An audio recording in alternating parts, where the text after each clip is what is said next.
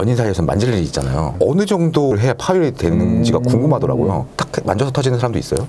일반적으로 저희가 접근하는 방식으로는 파손이 안 돼요. 일반적이란 건 뭐냐면 그냥 누르는 압력 아니면 움켜쥐는 압력, 이거에서는 한 케이스도 못 봤어요. 근데 약간 특이하게 접근하는 거 있잖아요. 그게 뭐예요? 비튼다거나 일상적인 스킨십이나 이런 데서는요, 고용물은 굉장히 안전하다고 봐요. 보통 여성분들이 와서 상담을 할 때는 무조건 크게 해달라는 추세예요? 아니면 모양을 중요시하는 추세예요? 약간 나이별로 다른 것 같아요. 뭐 인스타그램이나 이런 거 노출 많이 되는 세대들은 크기에 되게 많이 집착을 하세요. 딱 들고 오는 사진도 인스타그램에서 되게 큰 사진이 있잖아요. 이런 거 갖고 와가지고 한 요 정도는 해주세요. 저는 이런 느낌이 좋아요 라고 말씀을 하시는데, 30대 40대 되신 분들은 지금까지 너무 이렇게 아쉽게 살았어요, 저는 좀 저한테 맞는 사이즈로 해주세요, 그렇게 해서 좀 구분이 되더라고요. 근데 큰 거는 별로 안 좋은 것 같아요. 항상 적당한 게 좋고 크면은 나중에 힘들어요. 젊었을 때는 뭐 크기 때문에 인기도 많고 프라이드도 높아지고 그럴 수 있지만 계속 젊지 않잖아요. 나중에 할머니 될 것까지 생각하면 초반에 수술하실 때 적당한 사이즈 하는 게 제일 좋은 것 같아요. 일을 하시다 보면 굉장히 많은 사람들이 오잖아요. 원장님도 당황하는 케이스가 있을 것 같아요. 당황은 아닌데 어려운 케이스가 뭐가 있었냐면 트랜스젠더 분들이 가슴 수술을 되게 많이 해요. 키 한 183에 어깨 이만큼, 흉곽 사이즈 재보면 115 이렇게 나오고 이런 분들이 오세요. 자연스럽게 해주세요. 그런데 자연스럽게 하려면 보형물이 막 800cc 들어가야 돼요. 높은 거예요? 저희 500cc 맥주잔 있잖아요. 그거 하나에다가 반 개가 더 들어가는 거예요. 진짜 넣는 것도 힘들고, 원래 남성 권력이어서 근육량도 되게 커요. 갑바도 막 이만한데 거기다 보형물 넣고. 선생님이 갑바라고 하니까 좀 부럽네요.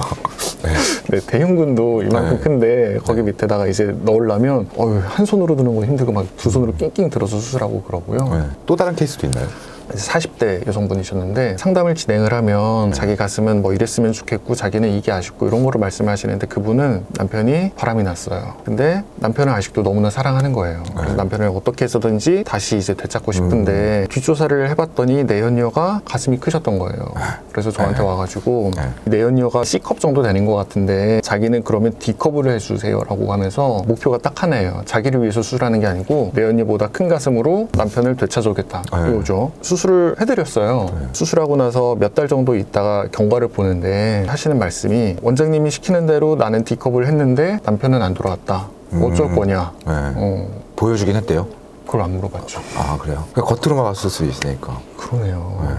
뭐라 하셨어요? 그래서 이게 지금 최선이라고, 여기서 더 크게 하면은 이게 남편보다 본인의 건강을 해치는 거니까 더 크게 하시면 안 된다라고 만류를 했죠. 근데 그분은 하셨어요. 이런 경우는 무조건 소비자 탓이죠. 무리해서 한 거잖아요. 아니에요. 아무리 환자가 원해서 한다고 하더라도 실질적으로 문제가 발생하는 경우에는 모든 책임은 의사한테 있어요. 근데 오늘 이렇게 얘기를 많이 듣다 보니까 성형외과 의사분들도 억울할 때가 많겠다라는 생각이 들거든요.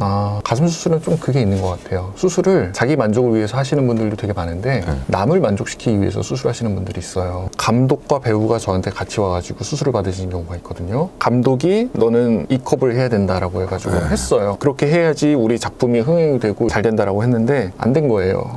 와가지고 가슴 수술을 잘못해서 이 사이즈가 이러니까 이게 안 됐지라고 하면서 제 탓을 하시는데 좀 억울하더라고요.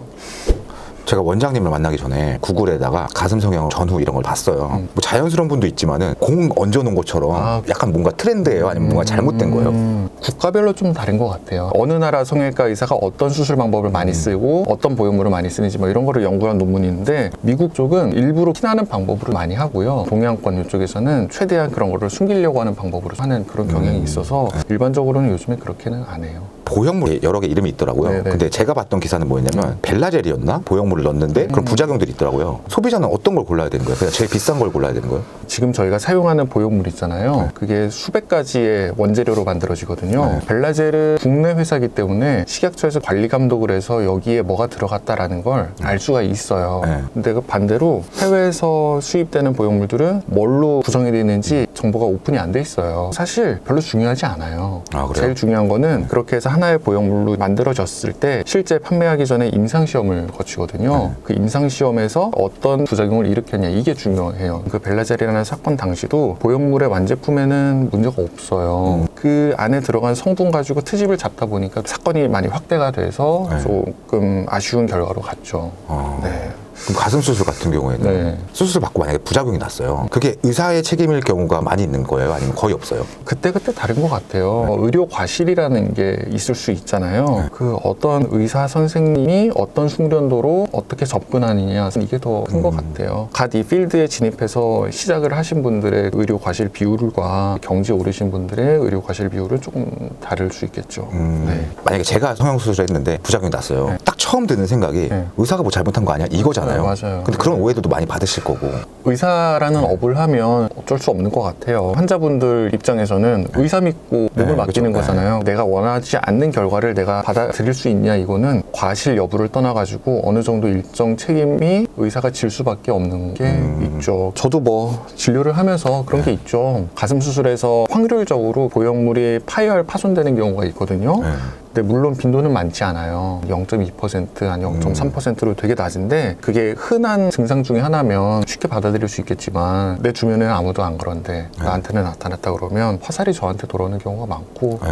그때가 의사가 제일 힘든 시기인 것 같아요.